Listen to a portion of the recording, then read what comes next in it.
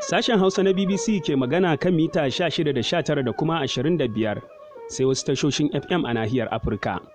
Masu saurare Assalamu alaikum, Buhari Muhammad Fage ne ke fatan an wuni lafiya a cikin shirinmu na karfe 8:30 agogon Najeriya da Nijar, wato 7:30 kenan agogon GMT da Ghana.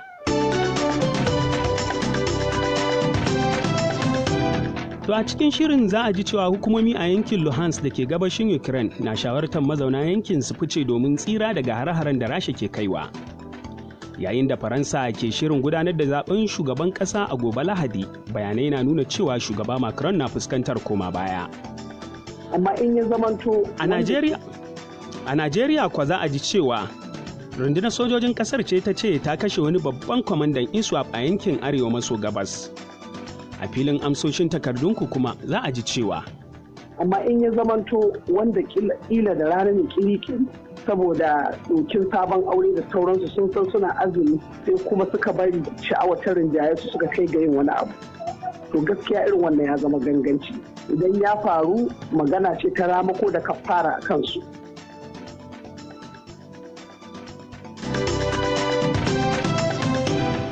To amma yanzu sai na fara da karantu cikakkun labarun duniya. Firaministan Birtaniya Boris Johnson ya yi tayin tura motoci masu silke 120 tare da makamin tarwatsa jirgin ruwa zuwa Ukraine yayin tattaunawarsa da shugaba Zelensky a Kiev babban birnin kasar. Ziyarar sasa ta baya-bayan nan a wato Boris Johnson ya ce Birtaniya za ta baiwa Ukraine ƙarin taimakon dala miliyan 500 ta hannun bankin duniya. Mr. Johnson ya yaba wa abin da ya kira jajirtaccen shugabancin Zelensky da kuma jarumtakar mutanen Ukraine. Gwamnan yankin Luhansk da ke gabashin Ukraine ya yi gargaɗin cewa Rasha na ci gaba da harba makamai da kuma girke dakarunta a yankin. Sarki Gaidai ya shawarci mutane wato daga yankin su fice domin tsira da rayuwarsu. Ya ce kimanin kashi 3 na mazauna yankin sun makale sun ƙi fita, kuma hakan zai iya jefa rayuwarsu cikin haɗari. Shugaban Ukraine Volodymyr Zelensky ya ce Rasha ta karkatar da ƙarfinta zuwa gabashi da kuma kudancin ƙasar. Sojojin Najeriya sun ce sun kashe ɗaya daga cikin manyan kwamandojin ISWAP da kuma mayaka a wani farmaki da suka kai a arewa maso gabashi.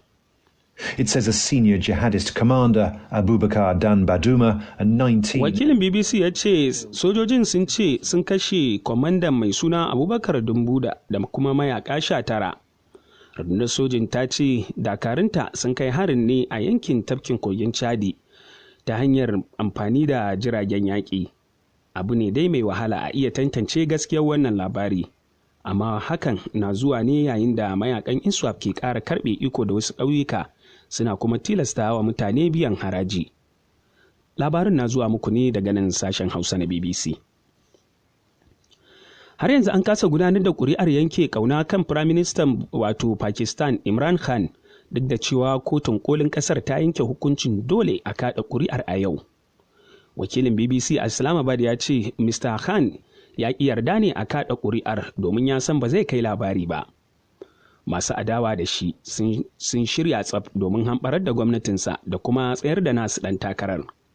Imran Khan ya dage kan cewa akwai hannun Amurka a cikin yunkurin tsige shi, sai dai Amurka ta sha musanta hakan.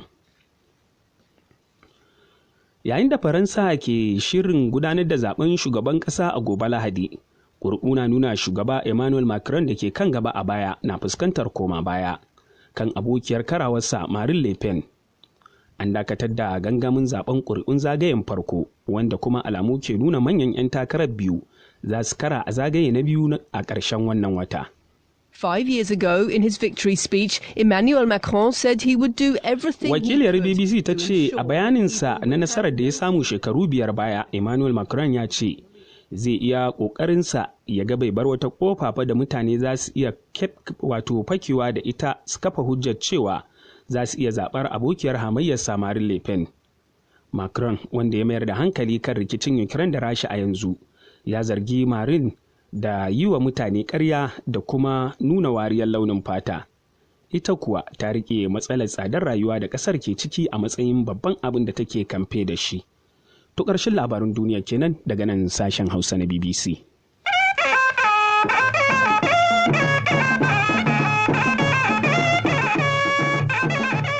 To yanzu kuma sai filinmu na amsoshin takardunku tare da Umaima Sani Abdulmumin.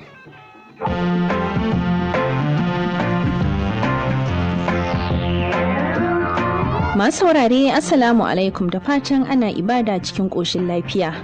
Umaima Sani Abdulmumin ke farin cikin kasancewa da ku a wannan lokaci cikin shirin amsoshin takardunku daga nan sashen Hausa na BBC.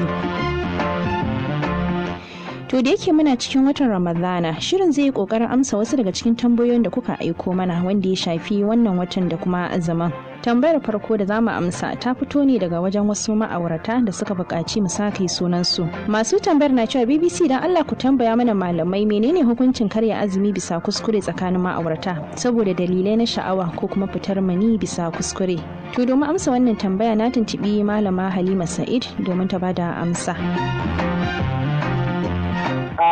Na farko kamar maganar amarya ko da ango in dai ya zama to ganganci domin ita shari'a akwai abin da ta tsara mana ta ce mana ga yadda za mu yi shi ya zama ko akan kuskure ko kuma akan ganganci kowanne akwai hukuncin da aka baya. In muka ce kuskure a nan kamar watakila misali kila sun taji da juna ba tare da tunanin ai lokacin saduwar ya wuce alfijir ya riga ya fita ba sai misali suka irin wannan saduwar sai daga baya suka fahimci ashe lokacin da aka kayyade na kada a yi wani abu dangane da irin wannan ya wuce to a irin wannan matsayin ana ɗaukar shi a matsayin kuskure rashin sani don haka anan za su kama bakin su amma dole za su rama wannan azumi amma in ya zamanto wanda kila da rana ne kiri saboda dokin sabon aure da sauransu sun san suna azumi sai kuma suka bari sha'awar ta rinjaye su suka kai ga yin wani abu to gaskiya irin wannan ya zama ganganci idan ya faru magana ce ta ramako da kafara a kansu wanda kafara ɗin ko mataki uku ne na farkon mataki na farko shine za su yantar da baiwa wanda yanzu a irin wannan yanayin da wahalan gaske mataki na biyu akwai magana ciyar da mutum 60 miskinai a ciyar da su abinci mutum 60 mataki yawwa a lokaci guda ko a lokaci guda ko ɗaya bayan ɗaya yadda aka mutum 60 dai ake so a ba abinci sai kuma akwai maganan shi karan kanshi azumin guda 60 mutuka da ainihin ajiyar shi babu yankewa so wannan shi ne ga wanda ya zamanto ya yi ganganci akan haka shi yasa mafi yawanci ake jan hankali idan aka sabon aure a rika kokarin taka tsantsan ba don kuma saboda ita shari'a an ce sabanin hankali to misali in ya zama da ganganci ga matakan amma in ya zama da kuskure ne to ga matakan shi to misali a ce bai kai ga an sadu ba amma kuma karfin sha'awa ko kuma wasu wasanni da suka yi ko wani abu dai ya sa har sun iya fidda mani abinda in abin ya riga ya zama ya fitar da mani kusan ya bata azumin shi ma don haka shi yasa aka hana irin waɗannan rungume memiyan ko wasanni da makamantar irin wannan a cikin lokacin azumi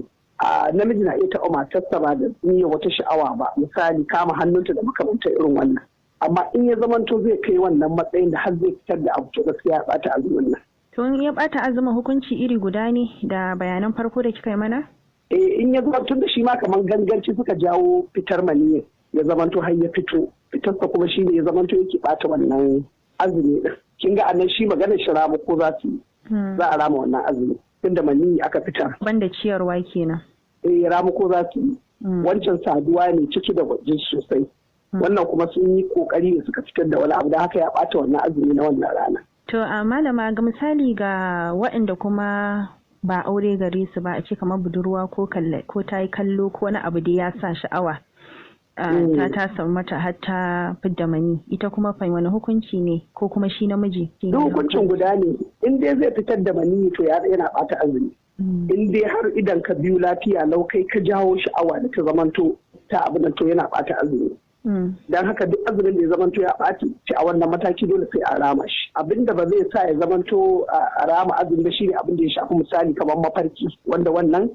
kusan a ce ya fi karfin mutum dama nan ina son in zo nan wajen in ce akwai tambayar ma da muka samu da waɗanda ke cewa idan kama a mafarki ne ka tashi ka kafin da mani kuma akwai azumi a bakin ka me ya kamata kai wannan shi bai da wani abu a matsayin mafarki za ka ci wani azumi ke azumin na nan? Amma shi waɗancan masu ganganci na ido biyu na su ne suke da matsala. Shi yasa duk lokacin da mutum ya zamanto yana azumi ba azumin baki ne kawai ake yi da akwai azumin gaɓoɓi.